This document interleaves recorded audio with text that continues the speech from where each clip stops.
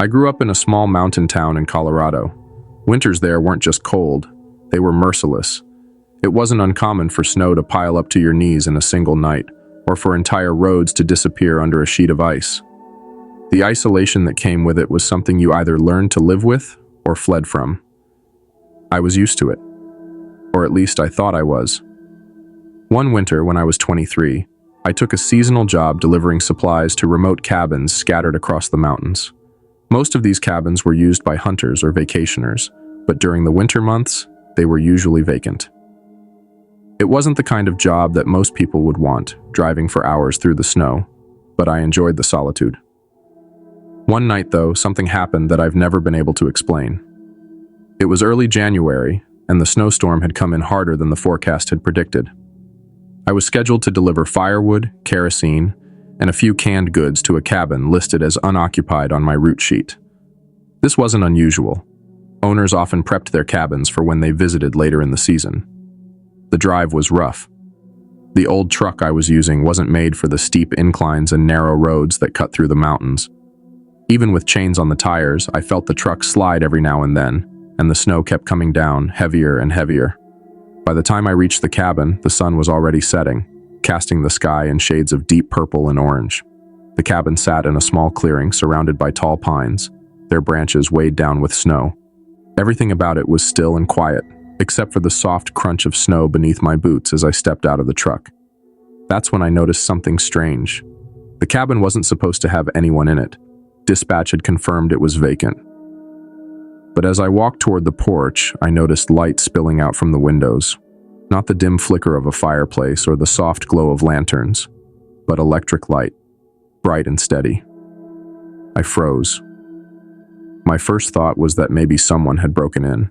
It wouldn't be the first time squatters had used an empty cabin to wait out the winter nights. But as I stood there, I realized I couldn't hear anything. No movement, no voices, just the faint sound of wind blowing through the trees. I turned back to my truck and grabbed my flashlight and the crowbar I kept behind the seat. It wasn't much, but it made me feel better about going closer. As I approached the front door, the lights inside the cabin suddenly went out, just like that. No flicker, no gradual dimming, just darkness. I stopped dead in my tracks, heart pounding. I pointed the flashlight at the window, but the glare from the snow made it hard to see anything inside. I knocked on the door, calling out to see if anyone was there. "Hello? Anyone inside?" No answer. I tried the doorknob, and to my surprise, it was unlocked. I pushed the door open slowly, the hinges creaking in protest. The cabin was freezing cold, colder than it should have been if someone had been in there with the lights on. I shined my flashlight around the room. It was empty. No furniture, no supplies, nothing. Just bare wooden floors and walls. The air smelled stale, like it had been sealed up for months. I stepped inside, my breath fogging in the cold. That's when I noticed something else. The floorboards near the back door were wet, as if someone had tracked in snow. The prints were faint, but they were there, leading from the back door to the middle of the room and then stopping.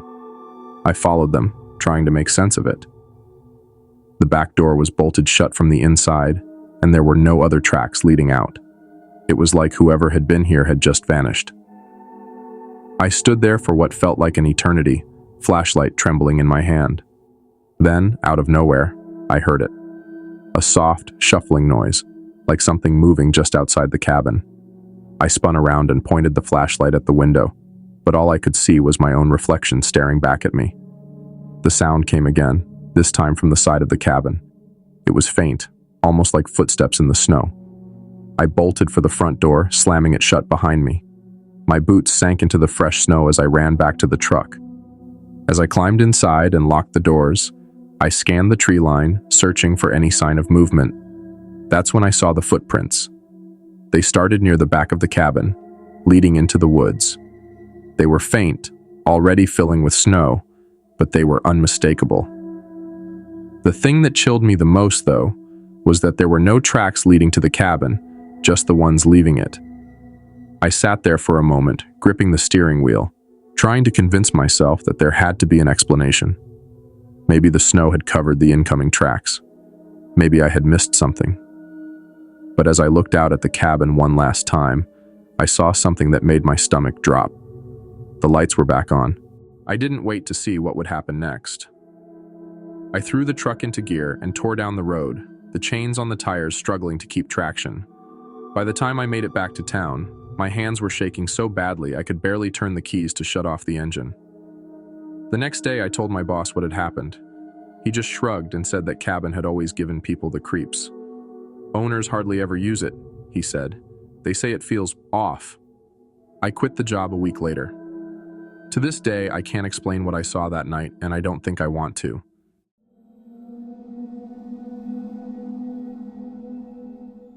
Two winters ago, my buddy Jake and I decided to take a midweek trip to a ski resort in Vermont. It was supposed to be a break from our stressful jobs, just 2 days of hitting the slopes, drinking hot cocoa, and crashing early. We picked a Wednesday to avoid the crowds, and it worked. The resort was nearly empty. Most of the runs were clear and the ski lifts were rarely full. The quiet was nice at first, but by the end of the day it started to feel eerie. Without the usual chatter of other skiers, all we could hear was the creak of the lifts and the wind whipping through the trees. By 4 p.m., the sun had begun to dip below the mountains, casting long shadows across the trails. The air grew colder, and the resort staff had started to clear the runs. Jake and I were determined to squeeze in one last trip down the mountain before they closed everything down. We hopped onto a 2-person lift that was still running, the cold metal seats biting through our ski pants. As the lift began to ascend, I glanced behind us at the empty lift chairs swinging gently in the wind. Jake broke the silence. "Man, it's almost creepy, isn't it? No one around. Feels like we're the last 2 people on Earth." I laughed, but his words stuck with me. About halfway up, we both noticed something, or rather, someone, standing at the top of the trail. They were facing us, motionless, like they were waiting for something. Even from a distance, they stood out. For one thing, their outfit looked ancient, like something out of a 1980s ski catalog, baggy, neon, and faded from years of wear. It didn't look like the sleek, modern gear everyone else had. The skiers' stance was strange, too. Their arms hung limply at their sides, their legs locked like they didn't know how to move. "Dude," Jake said, nudging me. "What's with that guy? He's just standing there." I shrugged, but a chill crept over me that had nothing to do with the weather. As we got closer to the top, I expected the skier to turn and head down the trail. Instead, they stayed rooted in place, their head tilted slightly as if they were watching us. When we finally reached the top, Jake couldn't help himself. "Hey, you good?" he called out, his voice echoing in the cold air. The skier didn't respond. They didn't even flinch. Up close, I could see their gear was even stranger than I'd thought. The neon jacket was faded to the point of being almost gray, and the goggles covering their face were cracked and scratched. "Maybe they're waiting for someone," I suggested, though I wasn't convinced. Jake snorted. "Yeah, someone who died 30 years ago." We decided to ignore the skier and started down the trail. The snow was perfect, crisp, packed powder, but I couldn't enjoy it. Every time I glanced over my shoulder, I half expected to see the skier gliding silently behind us. But they weren't. At least, not at first. About halfway down the mountain, the trail curved sharply to the left. As we rounded the bend, I froze. The skier was standing there, just a few feet off the trail, their body partially hidden by the trees. Jake skidded to a stop beside me, his face pale. "No way," he muttered. It didn't make sense. There was no other way they could have gotten there ahead of us, not unless they'd taken some insane shortcut through the trees. And even then, we should have heard them. But the woods had been completely silent. The skier didn't move. They just stood there, their head tilted slightly as if they were watching us again. "Let's just keep going," I said, trying to keep the tremor out of my voice. Jake nodded, and we pushed off. I told myself we were being paranoid, that it was just some weirdo trying to mess with us. But deep down, I didn't believe that. We didn't stop until we reached the base of the mountain. When we finally looked back, there was no sign of the skier. "Okay, that was freaky," Jake admitted as we unclipped our skis. "Let's get to the lodge." The lodge was warm and bustling with staff cleaning up for the night. We grabbed a couple of beers from the bar and tried to laugh it off. Maybe the skier was some eccentric local. Maybe we'd imagined how strange it all was. But then it got worse. As we were getting ready to leave, I glanced out the lodge window toward the lift line. There, standing perfectly still at the edge of the trail, was the skier. They were closer now, just beyond the reach of the lodge lights. Even through the glass, I could see their goggles reflecting the faint glow of the building. I grabbed Jake's arm. "They're here." He turned to look, his face draining of color. "What the hell do they want?" We told one of the staff members, a guy named Rob, about the skier. He frowned and shook his head. "You sure you're not imagining things? There's no one else on the mountain. You two were the last ones down." Jake pointed out the window. "Then who's that?" Rob leaned over the counter to look, but by the time he did, the skier was gone. We didn't stick around after that. We left the lodge in a hurry and drove back to the motel. Neither of us slept that night. The next morning, we went back to the resort for one more run. The sun was shining, the snow was fresh, and it almost felt like the events of the previous night had been a bad dream. But as we got on the lift to head up the mountain, I noticed something that made my stomach drop. Carved into the wooden seat of the chairlift were 4 words, scratched deep into the surface. "You shouldn't have come."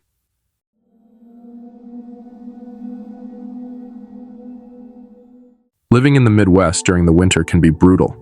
Snowstorms come in fast and fierce, turning highways into white wastelands. I used to think I was used to it. I grew up in this weather, after all. But one night, during a particularly bad storm, I experienced something I'll never forget. It was late December, a few days after Christmas.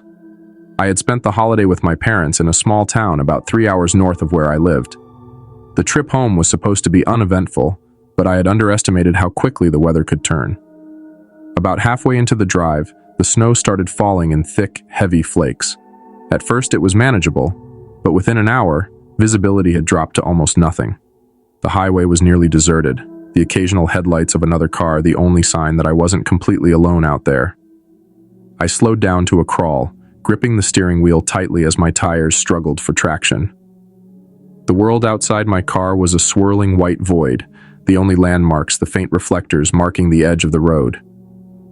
I should have pulled over and waited for the storm to pass, but there was nowhere to stop, not even a gas station. All I could do was keep going and hope I'd reach the next town soon. That's when I saw the snowplow. Its lights appeared in the distance, faint at first but growing brighter as it approached. I felt a wave of relief. The plow would clear a path, making it easier for me to follow. As it passed me going the opposite direction, I noticed something odd. The plow wasn't pushing any snow. Its blade was down, but the road behind it was untouched, as if it wasn't clearing anything at all. I chalked it up to the storm being too intense for even the plow to keep up. Still, I decided to turn around and follow it. I figured a professional driver would know the safest way to navigate the storm. I made a U-turn, my tires skidding on the icy road, and began trailing the snowplow at a safe distance. Its taillights glowed faintly through the curtain of snow, a reassuring beacon in the chaos. For a while, it worked. The plow kept a steady pace, and I felt safer knowing I wasn't alone out there. But the longer I followed, the more I noticed how strange the situation was. For one thing, the plow never seemed to stop. Normally, snowplows pause at intersections or turn off at side roads, but this one kept going straight, mile after mile, without hesitation. And then there was the driver, or lack of one. At first, I thought the snowstorm was distorting my view. But as I got closer, I realized I couldn't see anyone in the cab. It wasn't just empty. It was dark, no interior lights, no silhouette of a driver's head or shoulders. I tried to rationalize it. Maybe the driver was just slumped low in their seat, or maybe my tired eyes were playing tricks on me. But the longer I followed, the less sense it made. Then something else happened. The plow's lights began to flicker. It started as a faint pulse, like a bad connection, but soon the lights were strobing erratically, illuminating the snowstorm in flashes. It made me uneasy, but I didn't want to lose sight of the plow. It was my only guide through the storm. That's when I realized something chilling. The plow wasn't leaving any tracks. The snow beneath its tires was undisturbed, as if it wasn't even touching the ground. I could feel my pulse quicken, the sense of safety I'd felt earlier replaced by a growing dread. And then the plow stopped. It didn't slow down or pull to the side. It just halted in the middle of the road. I braked hard, skidding slightly before coming to a stop about 30 feet behind it. My headlights illuminated the back of the plow, but it didn't move. The flickering lights had gone completely dark, leaving the road bathed in eerie silence. I sat there for a moment, gripping the steering wheel, trying to decide what to do. Should I honk, flash my lights, or just go around it? Before I could decide, the plow's taillights flickered back on. Only now, they were blood red, brighter and more menacing than before. And then the plow started backing up. My heart leapt into my throat as the massive vehicle began rolling toward me, slowly at first, but picking up speed. I threw the car into reverse, my tires spinning as I struggled to back away. The snowplow kept coming, its taillights glaring like twin eyes in the storm. My car slid on the ice, the engine whining as I tried to keep control. The plow was closing the distance fast, its blade gleaming in my headlights like a guillotine. Finally, I jerked the wheel to the side, skidding off the road and into a shallow ditch. The car jolted to a stop, the engine sputtering. I sat there, trembling, as the snowplow roared past me, its taillights vanishing into the storm. For a long moment, I didn't move. The world outside was silent again, the snow falling softly around me. My heart was pounding, my breath fogging up the windows. When I finally worked up the nerve to get back on the road, I was extra cautious. I didn't see the plow again, but I couldn't shake the feeling that it was still out there, somewhere in the storm, waiting. I made it to the next town just before midnight, shaking and exhausted. When I told the clerk at the gas station about the snowplow, he gave me a strange look. "There hasn't been a plow out on that highway tonight," he said. "Storm's too bad.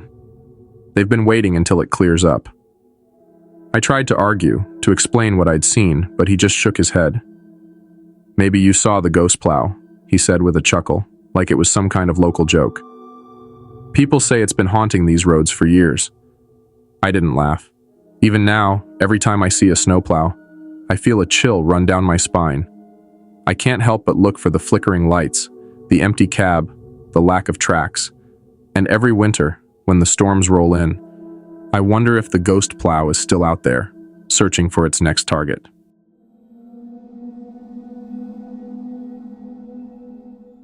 It was the winter after I moved into my first apartment. I was fresh out of college and living alone for the first time.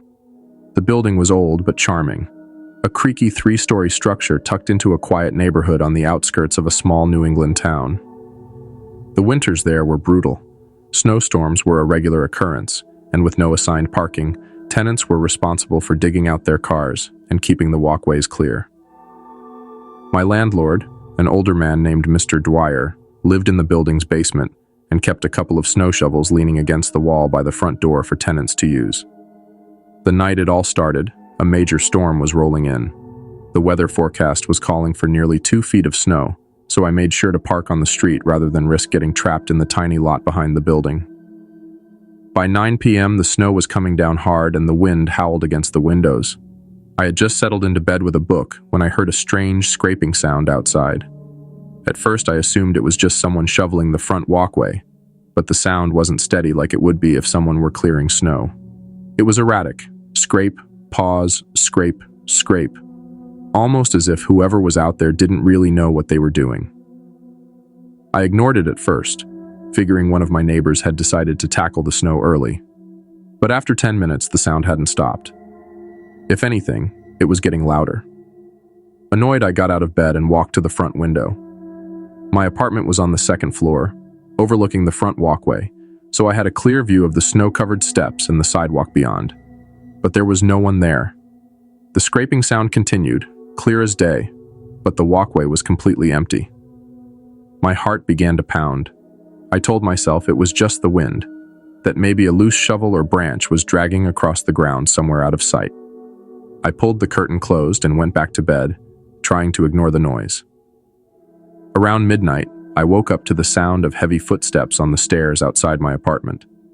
The walls in the building were thin, and I could always hear when my neighbors came and went. But this was different. The steps were slow and deliberate, like whoever was out there was being careful not to make too much noise. I froze, listening as the footsteps stopped just outside my door. Then came the scraping sound again. Only now, it wasn't coming from outside. It was right there, on the other side of the door. It was unmistakable, the sound of a metal shovel dragging across the wooden floor.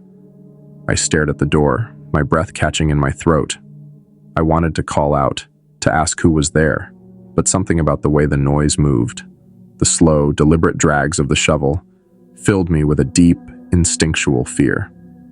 Instead, I crept out of bed and grabbed my phone, keeping my eyes locked on the door as I dialed the landlord's number. Mr. Dwyer answered on the second ring, his voice groggy. "Sorry to bother you," I whispered, "but someone's outside my apartment with one of the shovels." There was a long pause on the other end of the line. Then, in a low, wary tone, Mr. Dwyer said, "You're sure?" "Yes," I insisted. "I can hear them." "Stay inside," he said. "Don't open the door. I'm coming up." The line went dead, and I sat there clutching my phone, my ears straining to catch any sound. The scraping had stopped, but the air felt heavy, charged with something I couldn't explain. Minutes later, I heard Mr. Dwyer's heavy footsteps pounding up the stairs. He knocked on my door and called my name. "It's me," he said. "Open up." I hesitated, glancing through the peephole to make sure it was really him before unlocking the door. Mr. Dwyer stood there, holding a flashlight and looking around the empty hallway. His expression was serious, almost grim. "There's no one here," he said, stepping inside. "Are you sure you heard something?" "Yes," I said, my voice shaking. "The footsteps, the scraping. It was right here." Mr. Dwyer didn't say anything at first. He walked over to the door, running his hand along the frame as if checking for something. Finally, he sighed. "You're not the first tenant to hear it," he said quietly. My stomach dropped. "What do you mean?" He hesitated, glancing toward the hallway as if someone might overhear. "This building is old," he said. "It's been here since the late 1800s. Back then, the winters were harsh and people didn't always survive the storms. They say one of the original residents, an old man who lived alone on the top floor, went out during a blizzard to shovel the walkway. He never came back." "What happened to him?" I asked, though I wasn't sure I wanted to know. "They found him the next morning," Mr. Dwyer said. "Frozen solid, still clutching his shovel. He'd collapsed halfway up the stairs." I felt a chill run down my spine. "And you think that's what I heard? His ghost?" Mr. Dwyer shook his head. "I don't know what it is," he said, "but every few years someone hears the shoveling. Sometimes it's outside, sometimes it's in the hallway. I've even had tenants swear they've seen an old man with a shovel standing by the front door." I spent the rest of the night in my living room, too scared to go back to bed. Over the next few weeks, I couldn't shake the feeling of being watched. I'd hear faint scraping sounds outside my window, or the creak of footsteps in the hallway when no one was there. Then one morning I opened my door to find a shovel leaning against the wall. It wasn't one of Mr. Dwyer's shovels. It was old, rusted, and bent, the kind of tool no one would actually use. I moved out a month later. Even now, I avoid driving past that building. Every winter, when the snow starts falling, I wonder if someone new is hearing the sound of that cursed shovel dragging through the night.